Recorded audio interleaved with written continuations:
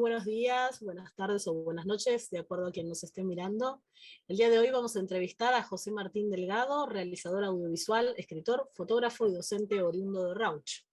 La entrevista tiene por propósito conocer e indagar en las películas Manifiesto de una heterosexualidad pasiva, del año 2010, Bizarro, de 2010, El chancho con cadenas, 2015, ¿Qué se llevó a mi padre?, 2019, y Ágape 2020. También hablaremos acerca de la serie documental Brotes, la educación en contexto de encierro. José Martín Delgado nació en 1984 en la ciudad de Rauch. Egresó de la Asociación de Fotógrafos Profesionales de la República Argentina, AFPRA, como fotógrafo profesional. También es licenciado en Realización Integral de Artes Audiovisuales en la Facultad de Arte de la Universidad del Centro de la Provincia de Buenos Aires, UNICEN. Completó su formación académica con la diplomatura en Exhibición y Distribución Audiovisual en la Universidad Nacional de Villa María. Su carrera como docente inició en 2012 dictando clases en el taller de cine para adolescentes en Arbolito, Espacio para el Desarrollo Creativo, así como en el taller de fotografía en la Secretaría de Cultura de la ciudad de Rauch. Hacia 2015 está a cargo del taller de cine y teatro en el programa Universidad en la Cárcel, Secretaría de Extensión de la UNICEN, así como también de las clases sobre cine comunitario en la comunidad rural Tamanguyu. En los últimos años comenzó a dictar talleres de cine tanto para el programa de adultos mayores, el programa Universidad en la Cárcel, así como en la Secretaría de Cultura de La Rioja. Es capacitador y formador en el programa Redes de la Universidad Nacional del 3 de Febrero. Sus primeras experiencias como director y guionista iniciaron en el 2010 con el colectivo Borradores Imaginarios. Allí produjo unas 5 películas, entre las que se encuentran Bizarro y Manifiesto de una heterosexualidad pasiva. Hacia 2013 fue codirector de arte en el ciclo Historias de Papel, producido por Canal Encuentro y Abra TV, plataforma de contenidos audiovisuales de la Universidad Nacional del Centro. En el 2014 dirigió una serie de videoclips para diferentes bandas musicales y en el 2015 dirigió el cortometraje El chancho con cadenas, así como una serie de 8 cortometrajes para el proyecto Cine Círico Arte Nómade. Ese mismo año también colaboró como asistente de dirección para distintas producciones de Abra TV. En el 2017 es seleccionado artista emergente en escena pública por el Ministerio de Cultura de la Nación y se estrena su documental Brotes, producción con la que recibió numerosos premios y menciones en festivales nacionales. Entre 2019 y 2020 dirigió el film ¿Qué se llevó a mi padre?, Los Horneros, Ágape, Video Ensay, y desarrolló el proyecto de serie televisiva Abuelito a las Pelotas para Abra TV y Contar. ¿Cómo te sumaste al campo audiovisual? ¿Cómo fueron los inicios? Qué bueno está, porque te hace recordar cosas que no. Es como, para mí, el pasado para mí siempre es algo que, bueno, está y no me acuerdo nunca del pasado. Es como escasas veces. Yo empecé estudiando fotografía, en realidad, siempre pensando como un puente para estudiar audiovisual o para meterme en el tema del audiovisual. Pero sin querer, en un momento dejé un trabajo que tenía viviendo en Buenos Aires mientras estudiaba fotografía y un compañero de la facultad, yo en ese momento estudiaba administración de empresas, me dice, che, tengo un laburo para vos que te va a encantar. Sí, que hay que hacer escenografías para publicidad. Bueno, dale, vamos. Empecé a trabajar con él. Y así fue mi primer acercamiento, digamos, a la industria audiovisual, digamos. Me dedicaba a lo que era realización, diseño y montaje de escenografías para los departamentos de dirección de arte, con un equipo de 6, 7 personas. Ese trabajo lo hice durante un año, después como que no me gustó el ambiente, no me gustó la forma de trabajo, eran muchas horas de laburo, lo dejé y justo terminé fotografía y me fui a vivir a Brasil. En ese viaje a Brasil es que decido, como en ese proceso como de viaje de 6 meses, de empezar a pensar en estudiar audiovisuales. Y empiezo a averiguar dónde estudiar desde allá, y lo que yo necesitaba era un lugar lo más barato posible para estudiar, porque yo sabía que para estudiar cine era muy difícil tener que trabajar y estudiar a la vez, ¿sí?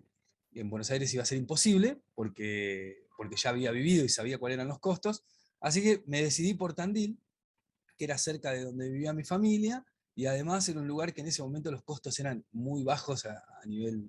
era una facultad que tenía equipamientos, no se pagaba, no era arancelada, entonces dije, bueno, genial, me voy a Tandil. Así que de Brasil me vine a Tandil, y ahí es que empecé como a meterme en el tema audiovisual, ¿no? Y entre ese proceso de que volví a Argentina, empecé a filmar un corto de manera independiente que no terminó quedando en la nada, porque yo en La Plata, porque yo me vine a vivir a Tandil, entonces eso hizo que quede como ahí a la mitad, ¿sí? Después lo terminé, pero hice una pieza de 1 minuto como para darle un cierre y decir, bueno, se terminó una etapa. Y cuando llego a Tandil, empiezo la facultad, me encuentro con un montón de colegas con muchas ganas de hacer, y es que creamos el colectivo Borradores Imaginarios, que era un colectivo de 15 artistas, todos relacionados al audiovisual, y empezamos a trabajar en producir en conjunto materiales de cada uno de los que estaban en el grupo. Así que fueron 2 años o 3 años de muchísima producción de cortometraje. Yo creo que en 3 años producimos algo así como 12 o 13 cortometrajes, desde de 1 minuto hasta cortometrajes más largos. El Chancho con Cadenas pertenece a esa etapa, digamos, ¿sí? Lo que pasa es que yo lo estrené en el 2014, pero en realidad se hizo en el 2012 y 2013. ¿Por qué? Porque fue como el cierre de Borradores, digamos.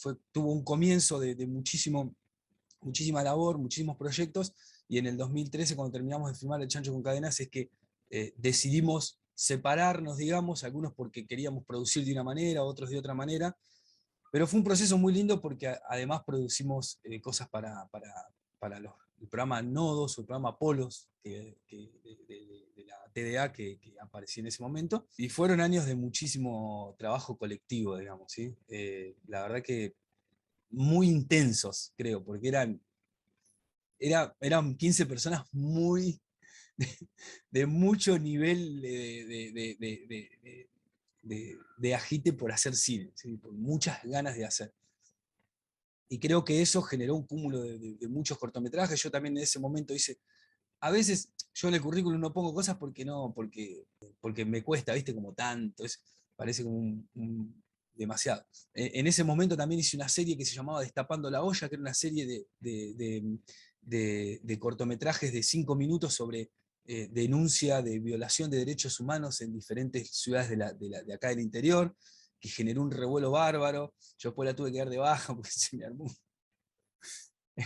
amenazas, ¿viste? Porque nos metimos con gente que era bastante complicada. Y bueno, por eso yo no lo pongo, porque ese material lo tuvimos que dar de baja, porque realmente no teníamos un respaldo institucional que respaldara, digamos, eh, el material, digamos.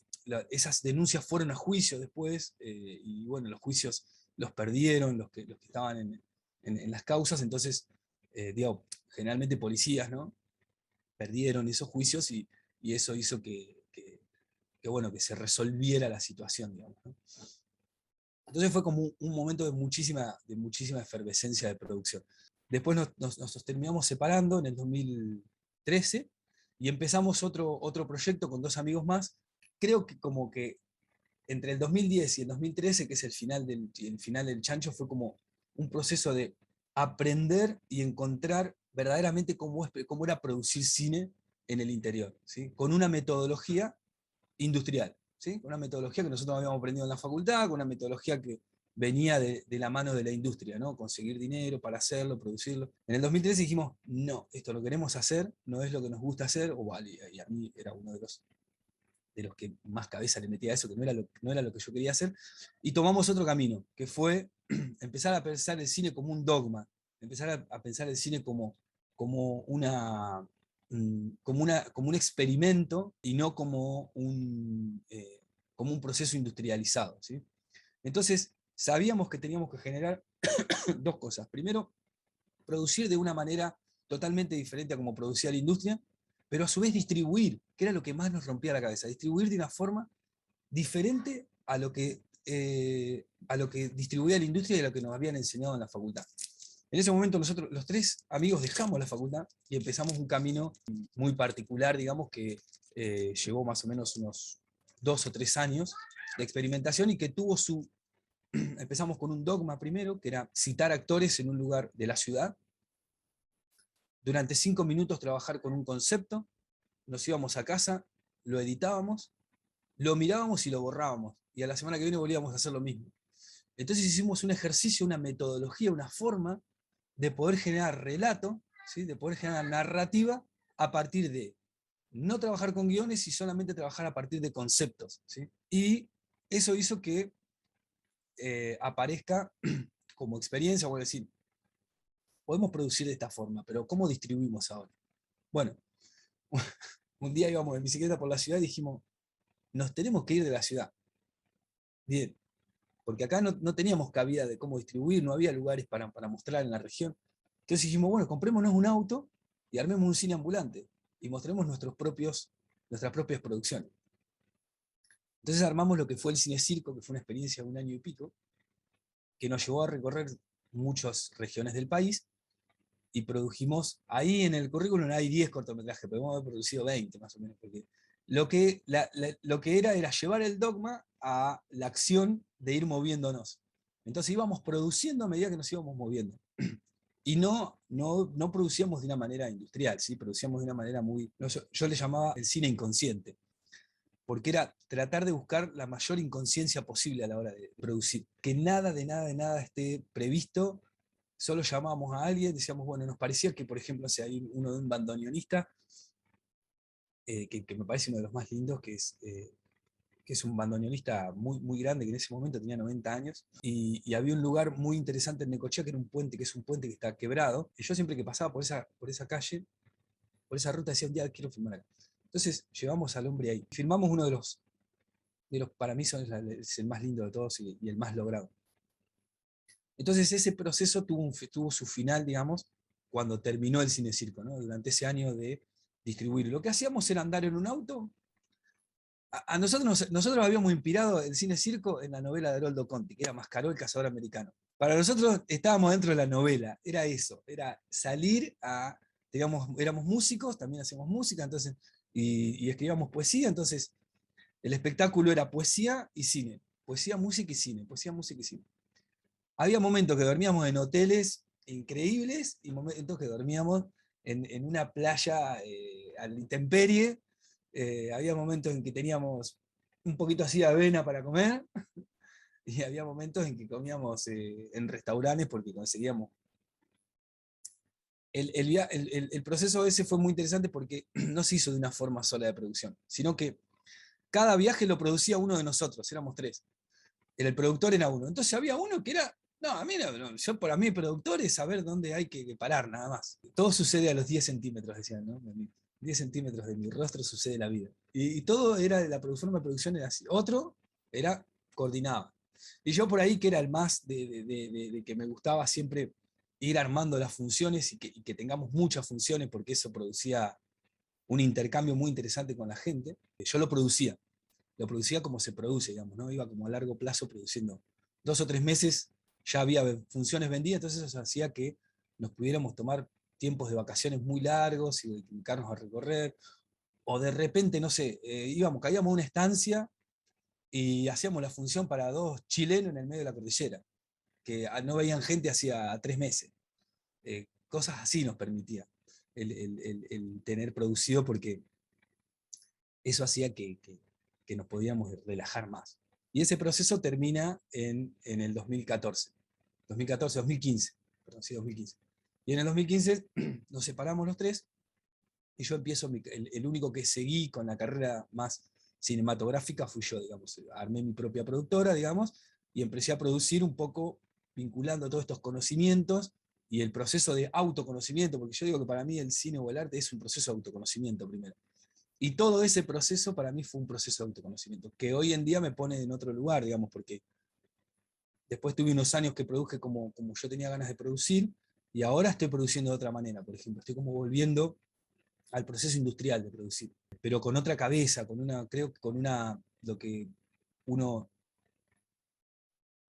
o por lo menos algo que a mí me generaba mucho ruido en la formación académica, es que no hay una formación de la mirada del director o la directora o el realizador, sino que la formación es estrictamente productiva y no un proceso de ejercicio de la mirada, de poder hacer que emerjan las subjetividades de cada persona, ¿no? Las subjetividades de cada realizador, que me parece lo más importante. Ese es el recorrido, como, digamos, de cómo me vinculo y cómo se van tejiendo capaz que es muy largo, pero me pareció interesante cómo hacerlo, el recorrido, porque por la experimentación y el proceso de nunca denegar el proceso de producción industrial, sino como saber que hay otro y que se puede, y que eso hace que te autodescubras y que descubras vos cómo querés mostrar las cosas, qué parte del mundo y qué recorte del mundo querés mostrar. Y a mí me cuesta mucho a veces cuando me dicen, ¿y referencia? Y el otro día hablaba con un realizador de Lincoln, que es un director que yo admiro mucho, que se llama Andrés Cuervo, que para mí fue una de sus películas, que su primer documental fue como muy inspirador. Andrés es alguien con quien tenemos mucha relación, porque además trabaja en el Festival de Roche, y él me decía, a mí lo que más me interesa de tu trabajo es la mirada, la particularidad de la mirada que tenés. Dice, como que me cuesta encontrar y decir, vos esto se parece a esto. Y creo que ese trabajo tiene que ver con ese proceso, digamos, de sustructurar, digamos, un proceso de producción, desmenuzarlo y adaptarlo a uno y poder sacarle lo mejor. Y ahí encontrás como que también hay muchos directores que trabajan de esa manera, digamos, también a nivel profesional, digamos, qué sé yo, no sé, Work and Why, Terrence y Williams, son personajes que trabajan, Terrence y Malick, por ejemplo, son personajes que trabajan de una manera totalmente antiproductiva, digamos, en el sentido de cómo construir el relato, ¿no? Pero en general siempre se cita a los que trabajan más del método. Que además que no es un método nuestro, o sea, la metodología de producción de cine no es una metodología de producción propia. Es como cuando te dicen, bueno, ¿cómo adaptamos la política económica de los grandes potencias mundiales a nuestra economía? Indudablemente siempre fue un fracaso, ¿no? Los modelos económicos. Al menos los modelos económicos de los grandes. Es decir, las recetas no funcionan ni en la economía ni en el arte. En relación a lo último que mencionabas sobre Andrés Cuervo, ¿has tenido maestros que hayan nutrido tu carrera? Sí, creo que Andrés Andrés, la gente de Río Cine, de Berizo, ahí con Igor Galuk, son gente porque son realizadores del interior, y creo que ellos entienden la estética de una manera, tanto el proceso de producción como el proceso de creación de una manera totalmente diferente. Otro que también influyó mucho es Glauber Rocha y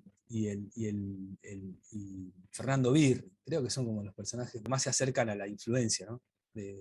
A ver, algunos desde la teoría, como Rocha más que nada desde la teoría, y Birri desde los hechos, digamos, desde esta forma de generar cine comunitario, que es lo que yo hago en la cárcel, ¿no? Lógico que Birri es de los hechos porque también constituye en algún punto una identidad propia de Argentina, ¿no? Nos habla, entonces en ese sentido se asemeja bastante más su manera de producir a estas recetas que vos mencionabas hace un ratito, ¿no? En relación a la difusión, ¿cómo te ocupás de difundir tus producciones, pero a su vez, si tenés algún tipo de preferencia al momento de elegir los festivales a los que vas a presentar tus materiales? Eso ha sido bastante inconstante, digo. Siempre digo que no me caso con ninguna idea. Para mí, la forma más fácil de vivir es entender que yo estoy abierto a todas las posibilidades de todas las cosas, ¿no? Y esa apertura genera que uno vaya generando materiales que pueden ir por un lado o por el otro. Si vos me preguntás, según desde qué aspecto lo preguntes, ¿no? Si vos me preguntás desde la efectividad de la difusión de un proyecto, para mí el cine circo es el más efectivo, el cine ambulante. Primero porque nosotros después dimos, pues yo volví a la facultad después, 5 años después volví a la facultad, la terminé, y muchas materias las di los finales con ese proceso que había sido un proceso también de investigación. Y de decir, si una película nacional hoy, en el cine, vamos a decir, tiene 10.000 espectadores, que tiene un costo medio de película, vamos a poner, no el costo medio de película nacional, pero sí un costo, ponerle de un documental, por decir una cosa, de 5 millones, ¿sí? y tiene 10.000 espectadores, significa que nunca recupera, digamos, la inversión, ni siquiera en el proceso del movimiento. Entonces, a nosotros nos pasaba con el cine circo, que era una producción de escasísimo costo, pero que generaba ingresos. De hecho, nosotros vivíamos del cine ambulante. Nos comprábamos tecnología, como decían, nos recuperamos las cámaras, teníamos cámaras, recuperamos las cámaras, compramos equipos con el cine ambulante, es decir, en algún punto el tema de la difusión es algo súper interesante porque en realidad la difusión también está muy concentrada, no solo en los que concentran la difusión, sino también concentrada en las ciudades donde existen espectadores. Vos vas a mostrar, y que nosotros lo hicimos el año pasado cuando tuvimos un tiempito de apertura y lo vamos a continuar este año, porque Cine Ambulante siguió, nada más que no como un proyecto de generación de ingresos, sino que mezclábamos lo que era a veces una peña con cine, y por ejemplo el año pasado hicimos un par de experiencias en el campo. Entonces, claro, venían vecinos de allá, vecinos de acá, y nosotros mostrábamos el cine y se armaba un debate sobre lo que se estaba mostrando, ¿sí? Medio inspirado siempre en Atahualpa Yupanqui. Déjame repreguntarte un Sí. punto, No sé porque si- es muy interesante lo que estás diciendo. Efectivamente, hay una mayor difusión del modo que lo estás planteando, pero a lo que voy es, entonces, ¿cómo haces para legitimar, digamos, o qué es lo que elegís para legitimar tu cine? Si es que te interesa, digamos, legitimar en otros campos. En los festivales, en otros campos los festivales, ¿sí? Por lo menos lo que vengo haciendo en los últimos tiempos, digamos. Y a mí me parece que los festivales son increíbles, digamos, porque a su vez son el lugar y donde realmente se concentra una cantidad de público que no se concentra. Es más, las producciones que yo hago, digamos, no tienen lugar en otro lado que no sean los festivales. Hoy en día con las plataformas, bueno, hay plataformas como Abra TV y eso, o por ejemplo con Márgenes, que es una serie de cortometrajes que ganó el premio TAL el año pasado. Eso hizo eh, que se distribuyera en Latinoamérica, digamos, ¿no? Eh, Creo que hoy las plataformas y los festivales por plataformas son el lugar para donde se legitima la producción, ¿no? Pero es interesante, ¿no? Como que para mí tampoco hay proyectos que son para una cosa y proyectos que son para otra. Por ejemplo, yo ahora estoy trabajando en un largometraje, que es un largometraje documental, que lo voy a producir de manera industrial. Y para mí va venta a plataforma. Y si no va por ahí, no lo voy a hacer. Porque es el camino de ese proyecto, digamos. Como el camino de Márgenes siempre fue pensado en las plataformas de las universidades nacionales.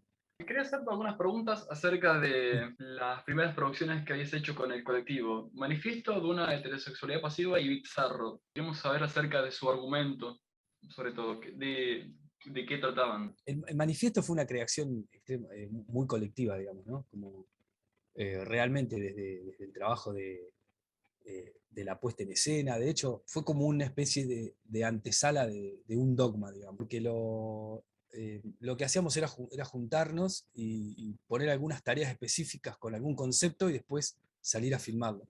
Y había alguien que era el que más o menos, como que lo hacíamos en simultáneo, entonces se filmaba el mismo día en una casa, después en otra, después en otra, y había alguien que iba recorriendo esos lugares y iba como tirando puntas y cosas para poder tejer el relato. Sinceramente, el manifiesto, bueno, justamente habla sobre la sexualidad, ¿no? Y sobre el tabú de la sexualidad, de una forma poética de abrirse a la posibilidad, a todas las posibilidades de la sexualidad. Creo que por lo menos es la reflexión que a mí me dejó, digamos, ese trabajo. Esta idea de que el proceso de bienestar del ser humano está relacionado a, podríamos decir, destruir lo femenino, lo masculino, y destruir la idea del sexo como concepción occidental o como concepción moderna, digamos, ¿no? Y tomarlo como un juego y no algo como tan en serio, digamos, ¿no? Tan serio y tan tabú, tan difícil de hablar, ¿no? Sobre eso trata, digamos, ese cortometraje. Y Bizarro es algo que nosotros hicimos en un proceso político también. En 2010 hubo una toma muy grande acá de la universidad, y en la Facultad de Arte también se tomó, donde nosotros estábamos. Y entonces para nosotros eso fue material, un final de una cátedra, y fue una forma de exponer a quienes estaban en ese momento en nuestra facultad, de cómo se peleaban como si fuese un circo por cosas que no tenían mucho sentido. Y de hecho, siempre hay una muestra final a fin de año, nos tocaba mostrar ese corte que nadie lo había visto porque era el momento donde había. Y lo mostramos y lo explicamos de esa manera. Fue mucho nerviosismo, controversial, pero generó también un proceso de concientización bueno, ustedes están peleando por esto, están peleando por aquello, y capaz que va por otro lado. Yendo un poco más hacia El Chancho con Cadenas, ¿cómo fue la recepción del film? ¿Y era una consultita que quería hacer también era, ¿es cierto que colaboró José Napoli en logística? Sí, sí, exactamente. ¿Lo conocés? Fue un nombre que apareció muchas veces en el relevamiento, que colaboró también con Campuzano en algunas producciones y como Mirá, me llamó la atención por eso. mirá. Sí, sí, es un personaje muy fanático del cine, que no hace cine, pero él está ahí, lo llamás y agarra su camioneta y se viene para donde estés. Ese corto se filmó en las ruinas de una estancia muy legendaria, digamos, de hecho, de las primeras estancias en la división después de la campaña del desierto, en Megania, que es un pueblo rural, y el campo está en un lugar, pero la estancia está en el medio y está arruinada, no hay nada. Y José fue con su camioneta hasta ahí a darnos una mano. Increíble. Es un tema el chancho, porque fue como fue en el momento en que yo decidí no volver a hacer cine de manera industrial por un buen tiempo, para mí como persona. Porque fue un proceso muy cansador, fueron días y días de rodaje en el medio de la nada y nos costó mucho tiempo, digamos, después terminarlo. Pero en el cine circo, uno de los caballitos de batalla era el Chancho con cadena, porque era un corto que lo teníamos terminado y era uno de los primeros cortos que mostrábamos. En realidad fue un cortometraje que no se mandó a ningún festival. Se terminó y se dijo, bueno, lo vamos a distribuir solamente porque el proceso de producción había sido de una forma y nosotros queríamos saber si podíamos recuperar ese dinero que habíamos invertido en esa. Entonces, de esa manera, el no mandarlo a festivales y no generar ese proceso de legitimación por ahí, nos daba la posibilidad de concentrarnos en mostrarlo solamente en un lugar y después poder escribir sobre ese proceso de investigación, porque sabíamos que en algún momento íbamos a querer sacar nuestras propias conclusiones. Lo mostramos durante un año. Nosotros sacamos la cuenta y al cortometraje lo vieron 200 y pico mil espectadores, digamos, durante 2 años, a ese cortometraje, entre todo el recorrido que hizo el Cine Circo, ¿sí? Y es un montón, digamos, para un cortometraje, sin haber pasado por un solo festival. Lo que pasaba cuando terminábamos de proyectar y siempre hacíamos una charla y preguntas y demás, era que generaba muchísimo ambiente, digamos, como que el corto generaba muchísimo ambiente a la hora de resonar en las personas, pero que el relato visual no resonaba tanto en la gente. Entonces eso fue como interesante, porque fue como también tener la experiencia directa, parecía mucho, para mí es sonoro, decía la gente, como que yo me identifico por lo sonoro, pero no con lo visual. Y el relato es algo porque el relato sonoro fue muy construido, estuvimos días y días grabando sonidos específicos de acá de la Pampa bonaerense, internados en lagunas, a veces viviendo ahí, estando un día pasando en la laguna, una noche, buscando ciertos sonidos que para nosotros eran fundamentales para la construcción sonora, ¿no? Y la recepción, o sea, se vio, se mostró, pero siempre generaba como una cosa que era algo que yo quería generar como una distancia entre el espectador y lo que se estaba mostrando. Y un poco era la idea. Nunca fue una idea de generar una identificación a nivel relato con los personajes, sino que justamente generar como esta cosa de que no te estoy contando una historia, ¿no? Casi como una antihistoria en algún punto. Y por eso estos procesos de la voz en off y la música también como muy rioplatense, digamos, con bandoneones, con voces como muy... La voz fue muy, buscamos una voz que sea una voz que nos resuene, eh, casi ser un cantor de tango que no era muy conocido, y la forma de grabar el audio también, cómo lo grabamos de una manera muy experimental también a la música. El bandoneonista también es un bandoneonista profesional, pero música la hicimos con él charlando en mi casa y dijimos, bueno, va por ahí, y fuimos y grabamos, ensayamos 1 o 2 veces con el cantor, pero la idea siempre fue desde lo sonoro generar una identificación con el espectador, que el espectador pueda sentirse que está en un ambiente que conoce, pero desde la imagen no. ¿Sí? Desde la imagen generar esa. Eso fue como algo experimental también, ¿no? Que bueno, que después uno se da cuenta que tiene ciertos errores y bueno, ¿para qué? Así, es una historia que para mí trata sobre los miedos de lo difícil y que son enfrentar los miedos. Y que creo que una de las formas más, y que en ese momento lo pensaba y era algo que yo quería transmitir, es que a partir del sonido es que uno puede destruir los miedos, de la escucha y no de lo visual, porque lo visual hay un juzgar constante de la conciencia que hace que vos veas otra realidad, y que no te deje enfrentar los miedos. Pero cuando uno se pone a escuchar el sonido, es como que logra romper con ese juicio y salir de esos miedos. Quería preguntarte cómo, digamos, cómo decidiste construir Brotes. Es un capítulo de una serie que se llama Márgenes, ¿sí? Que son 4 capítulos de diferentes experiencias de educación en contexto de encierro. Yo trabajaba en el programa Cárceles y en realidad antes de trabajar me contratan para hacer un cortometraje, un documental, y me dijeron, bueno, mirá, te vamos a pagar tanto y queremos que vos hagas un documental sobre este proceso. Y yo hice Poética de la Opresión, que es el primer capítulo, y a partir del primer capítulo, bueno, al año siguiente empecé a trabajar en el programa y surgió la necesidad de empezar a generar un material que cuente, digamos, ¿sí? El proceso de lo que sería formación o educación en contexto de encierro.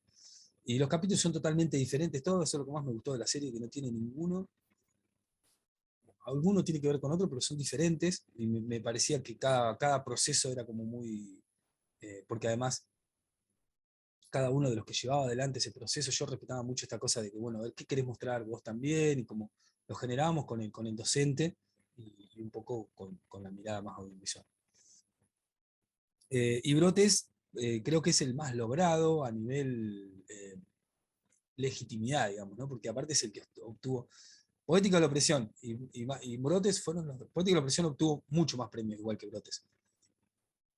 Lo que pasa es que a veces es como que se hace un chorizo larguísimo de ponerlo en un currículum. Pero estuvo en muchísimos festivales, y incluso más que Brote, porque Brote yo en un momento tuvimos una cuestión legal que lo tuvimos que resolver y estuvo parado un tiempo. Pero Brotes y Poética son como los extremos, ¿no? De producción. Poética se produjo en un día, en una tarde, y se editó en un día, y Brotes se produjo en 6 meses y con un aporte de dinero mucho más grande, con un proceso más industrial, digamos, con una idea más, podríamos decir, centrada en el documental televisivo, ¿no? Las 2 experiencias fueron geniales, y creo que Brotes lo que generó en el público es, o por lo menos las veces que fui a festivales y demás, las devoluciones, generó una un lazo entre poesía y narrativa que generaba una sensibilidad muy particular, y cuando terminaba la gente realmente producía emociones, ¿no? Como que no quiere que las historias lo emocionen. Creo que eso tiene pero Poética es más crudo, más directo y a su vez más hiriente en algún punto que Brote. Mencionaste un inconveniente legal y digo, ¿cómo debe ser poder generar en ese ámbito estas producciones? Quería saber, digamos, cómo lográs manejarte dentro de ese sistema. Bueno, fue un aprendizaje, realmente un aprendizaje de años de lograr generar vínculos con el sistema penitenciario que vaya más, que no generen un rechazo, y eso creo que fue el proceso. Yo hoy voy a trabajar en una cárcel y voy como, no voy pensando o tratando de juzgar la cárcel de una manera negativa para que eso me permita trabajar de una manera y generar un impacto en esas subjetividades muchísimo más fuerte, muchísimo más contundente y a su vez con, con más impacto en el tiempo, ¿no? En las personas. Y desde el punto de vista legal, fue un proceso de aprender cómo se hace, digamos, hay todo un camino a seguir en las producciones en cárceles que es engorroso, lleva tiempo, y que a su vez lleva como, bueno, todos los días estar mandando mails y mensajes, hasta que en algún momento aparece. Después, si quieren, les puedo pasar algo de las producciones de los talleres, que también son súper interesantes. Hay varios proyectos de investigación trabajando en esos procesos también, porque la forma de producción es como muy particular también. Ahora les paso la página. Y quería consultarte acerca Sí. la preproducción del documental Que se llevó a mi padre. ¿Qué se llevó a mi padre? Es un ejercicio simbólico sobre los elementos visuales que simbolizan la paternidad, ¿no? Y a su vez, como un acto de psicomagia, yo soy muy seguidor de Jodorowsky, un acto de psicomagia entre el dejar de ser hijo y pasar a ser padre, y un proceso de perdón, de, de- de- de- de- de amistad, de reconocimiento a la figura del padre, ¿no? Es un proceso también muy emocional mío, digamos, que me llevó unos años, digamos, como trabajarlo, y generó también, es un cortometraje que no tuvo mucha difusión porque yo tampoco, es como que, sinceramente, a veces voy produciendo y ni siquiera distribuyo porque, o sea, si me llaman para un festival, sí, lo mando. Ese cortometraje estuvo en varios festivales, pero no en competencia, sino en muestra. Formó parte de varias muestras de festivales, pero nunca lo distribuí yo. Digamos, siempre hubo alguien que se encargó de distribuirlo, que le interesó el proyecto, que le interesó la idea y se encargó. ¿Y el rodaje de Ágape? ¿Cómo fue el diálogo con este artista en cuestión? Ujú. Me refiero, ¿no? Como a las tomas en exteriores, ¿no? Esta idea de las piedras, de la pintura rupestre, ¿no? Después el pasaje a esta idea más del taller. Pablo Orcajo es un amigo y un artista con el que solemos tener largas charlas, porque a su vez con él produjimos una revista. Éramos directores editoriales de una revista durante 4 años, que llamó La Cigüeña, que es una revista regional, que salió durante 4 años y que la producíamos nosotros, la dirigíamos editorialmente, con un periodista también, amigo, con José Bannon, y nació de un proceso de charlas y bueno, La Cigüeña fue un proceso maravilloso también a nivel producción, porque fue increíble lo que nos llevó a conocer, y era una revista regional que tenía muchísima legitimidad en Tandil y en la región. De hecho, hay una revista que sacaba 2000 ejemplares y se vendía en 20 días, un mes se vendía, porque trataba temáticas que nosotros decíamos que queríamos una revista que contara las buenas noticias, ¿no? Que saliera de la lógica comercial de los medios de comunicación, y ya aparecía. Así que con Pablo tuvimos una experiencia muy interesante como artista y como colaborador. Y algo que siempre nos atrapa es, por lo menos los dos, es la naturaleza del paisaje de la región, ¿no? De hecho, él trabaja mucho sobre paisajes y siempre conectando el paisaje con la metafísica, algo que es difícil de ver, digamos, y es algo que siempre nos llama la atención y nos inspira, digamos, y nos lleva a muchas charlas. Entonces apareció la idea de generar esta metáfora, ¿no? Entre el hombre de las cavernas y el artista moderno, y que eh, un poco inspirado también en la película de Gerson, ¿no? La caverna de los sueños, cómo el ser humano veía el arte y para qué servía el arte en su momento, y para qué sirve ahora y para qué creemos que sirve ahora, ¿no? En este proceso de que el arte siempre fue un elemento para generar realidad, y que en los últimos, o por lo menos en la concepción moderna del arte, ha ido desapareciendo con el tiempo, digamos, como un ritual para comunicarnos con, podríamos decir, el universo, la creación, la parte más mística del ser humano, digamos, que cada vez está más sepultada, ¿no? Por la razón. Por eso todo ese proceso de trabajar con las piedras y con la pintura rupestre. Quería hacerte una pregunta un poco más general, Ujú. José. No sé cómo ves actualmente la escena cinematográfica en Rauch y en Bueno, Tandil yo también. vivo en Tandil, pero soy de Rauch y tengo mucha conexión con gente de Rauch de hecho, ahora estoy dando un laboratorio en el cual hay 2 proyectos de Rauch. Creo que en Rauch hay un gran motivador del cine, que es Damián Miguel, que es el que armó y ideó el Festival de Cine de la Cuenca del Salado, y que es una persona que está siempre generando contacto con instituciones, contacto con directores para poder en algún punto instaurar en la agenda, digamos, la discusión de la producción audiovisual. Y en Tandil podríamos decir que es como el polo productivo audiovisual hoy en día más grande de la región, digamos. Primero porque tiene un área de medios de la universidad, porque a su vez está la Facultad de Arte, porque a su vez hay muchos profesionales trabajando acá, y a su vez hay, en su momento, ahora con la pandemia no, pero venían muchas producciones a filmar, de mucho hubo años 2010, 2013, 10, 12 producciones por año, inclusive producciones internacionales. Creo que en este preciso momento la situación actual nos obliga es como si empezáramos de cero. En estos días justo me estoy escribiendo con algunos realizadores que hace tiempo que no veo acá en Tandil, por cuestiones de que no nos vemos, porque no nos encontramos. Digo, en esta cosa de, bueno, de acá tenemos que salir fortalecidos, ¿sí? Tenemos que generar un proceso colectivo de creación, de producción, que con el tiempo lo podamos ir instaurando, porque yo hace hace un año ya que no filmo. Voy a empezar ahora con un proyecto nuevo, bueno, con la película esta que les decía, el documental, que ganamos un concurso para hacer el teaser, pero en este momento hay un parate muy grande, digamos, y creo que todo lo que tenemos que ver es, bueno, qué vamos a hacer a futuro, qué posibilidad tenemos de generar alguna política pública también de fomento a la industria, digamos, ¿sí? Y en ese sentido me parece súper interesante el espacio audiovisual a nivel nacional, que va a discutir la ley de cine, una ley que ya en su momento fue súper precursora, pero que hoy, teniendo un horizonte del fin del fondo de fomento, es como, bueno, ¿qué hacemos después del 2023? Sí, totalmente.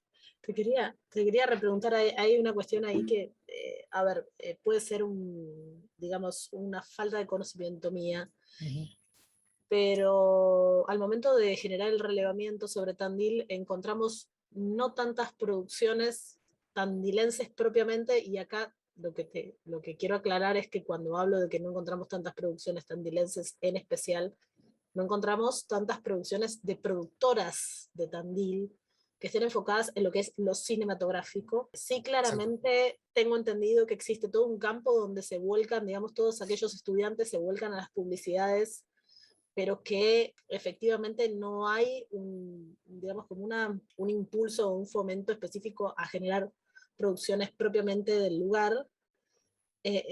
Sí existe la ciudad como receptora, ¿no? De cineastas que van. Esto es así, o sea, Correcto, correcto, sí, sí, sí, correctamente. A mí me cuesta encontrar a me, alguien. Ayer hablaba con una chica que conocí hace 2 días en un laboratorio y le digo, cuesta muchísimo encontrar realizadores que quieran hacer cine, que realmente y realizadoras, que realmente estén dispuestas a hacer cine. Y me eso no es de ahora, digamos. Cuando nosotros vinimos a Tandil, cuando nos encontramos en la facultad, estas 12 personas como oradores, nosotros éramos los locos, porque hacíamos cine con nada, y me acuerdo que, no sé, en un momento generábamos producciones que salían de la idea de producir más para la publicidad o para la estética bella, ¿no? Y realmente, inclusive dentro de la facultad, éramos como, bueno, los bichos raros, ¿no?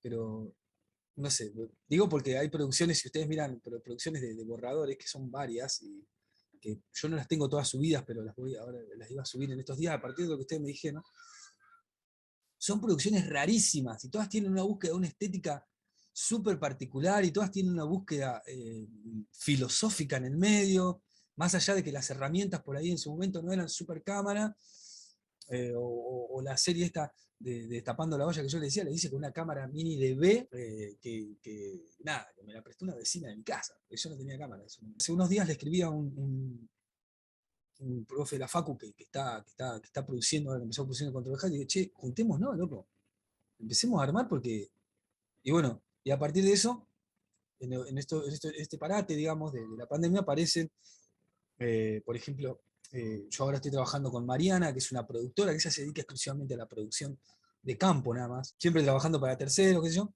y ella me dice, che, pero a vos cada vez que haces algo te va muy bien, o sea, vamos a trabajar juntos. Bueno, dale, buenísimo. Y bueno, estuvimos como un año que no nos vimos de esa reunión, y el año pasado empezamos a trabajar juntos. Y dijimos, bueno, o sea, me dice, yo capaz que no te conozco mucho, pero veo que todo lo que haces anda por un lado, anda por otro, va por acá, va por allá. Dice, indudablemente nos cuesta encontrar, y nos pasaba que a los dos, y charlamos esto y decíamos, yo no sé, ¿y a quién podemos llamar? Y no sé, porque no. Nosotros en Borradores teníamos una frase que decíamos, que era muy buena, y que nos llevó a mandar un montón de macanas, ¿no?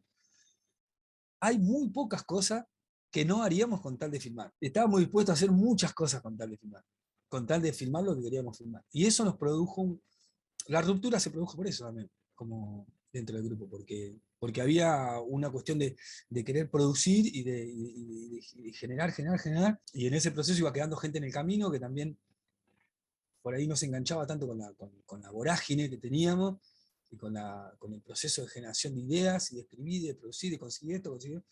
Eso se generó una ruptura, digamos, porque fue como muy extremo, digamos, muy adolescente, digo yo, ¿no? Pero sí, es muy cierto lo que decís, Jimena, de hecho, dos de los colaboradores con los que yo estoy laburando ahora solo hacen cine cuando lo llamo yo nada más. Después ellos hacen publicidad. Pero me impresiona porque es una ciudad que tiene un núcleo académico digamos, de formación cinematográfica. Yo Entonces creo que es llamativo.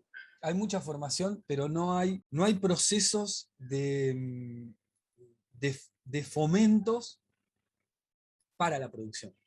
Recién ahora, con el área de cultura y que está haciendo un trabajo impresionante en la universidad y el área de cultura también del municipio, con el tema de la pandemia, apareció un proyecto que se llama Impulso Cultural, donde por primera vez se dio a partir de concursos dinero para producir audiovisuales, algo que no había pasado, no había habido un impulso a la producción.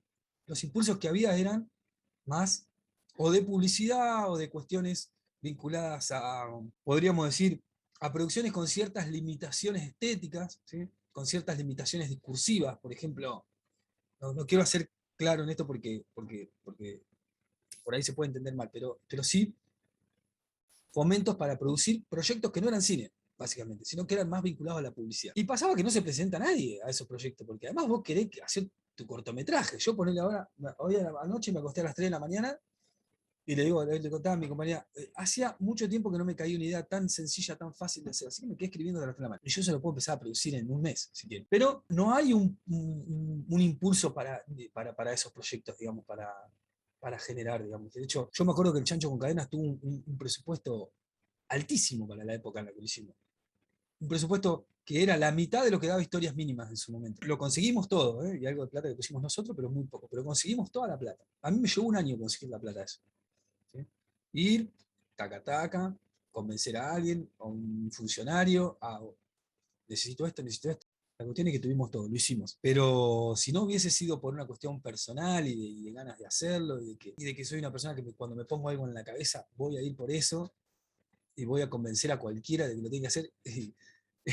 Mariana, la chica esta, que me decía, a mí lo que más me parece extraño de vos es que vos sos capaz de convencer a cualquiera de que tiene que hacer esto. Y eso me parece interesante, como que hay una necesidad creativa también que a uno lo mueve y que a las personas también las mueve, pero algunas las mueve para otro lado. Y también es verdad que Tandil es una ciudad que tiene muy poca salida laboral en sí. Entonces, tiene como ciertos laburos que son como, bueno, si bien en una ciudad grande, entonces vos salís de la facultad y lo primero que tenés que hacer es redes sociales. No sé a veces en qué influye eso, digamos, pero. O qué hace que haya una facultad que tiene 20 años y que no tenga un fomento. Como cualquier facultad de audiovisuales tiene un pequeño fomento, aunque sea de un guión por año, aunan los esfuerzos en esa producción y capaz que no son 2 millones. Pero si a vos te dan 150 lucas para hacer un cortometraje, con el nivel de ganas de hacer que hay de la gente, vas a tener 10 guiones, 20 guiones. Pues, pero uno que haga. ¿No? Ojalá haya un proceso también de eso, de generar fomentos, ¿no? Fomentos a la industria, ¿no? Porque a no ser determinadas provincias como La Rioja, ahora Río Negro, Misiones, son provincias que tienen apuestan muchísimo al audiovisual. ¿Y por qué a Misiones le va tan bien? Y vos decís, yo porque conozco a la gente de la productora de La Tierra y gente del Fondo de Fomento allá, ¿por qué le vamos bien? Porque es una decisión. Porque en realidad en el audiovisual siempre hay una recuperación de la economía. Si vos vienes una película a filmarse acá y trae 1 millón a gastar acá, y vos ponés 500, de ese millón que está, el mismo Estado recupera esos 500, digamos, en el proceso del tiempo. Para cerrar, quería hacerte dos preguntas. Si vos pudieras orientar a alguien recién iniciado en el cine, ¿qué consejos podrías transmitirle? Y por otro lado, quería saber si te gustaría dar alguna reflexión o comentario final. Para mí, no sé si como cineasta, sino como artista, digamos, o como creativo, podríamos decir, que no le haga caso a las fórmulas. que las fórmulas no funcionan para las personas, no funcionan para los seres humanos. Ninguna fórmula, ni siquiera mi fórmula funcionaría para ustedes, digamos. Que aúne todos sus esfuerzos en buscar sus propios métodos, ¿sí? Sus propios métodos de producir. Porque uno evita un montón de problemas, o sea, encontrando eso. Creo que también uno lo va encontrando cuando se va siendo más grande, ¿no? Viste que a veces decís, ¿por qué este conocimiento no lo tuve cuando tenía 18? Bueno, no le pasa a nadie eso, o sea, todo el mundo se hace la misma pregunta, cualquier profesional. Y como reflexión final, que me parece súper importante que existan fomentos, pero que tengan un proceso colectivo de discusión, digamos, donde esos fomentos tengan un fuerte impacto en la comunidad, ¿no? Y después, bueno, muchísimas gracias, espero que les haya servido y muchísimas gracias por el espacio.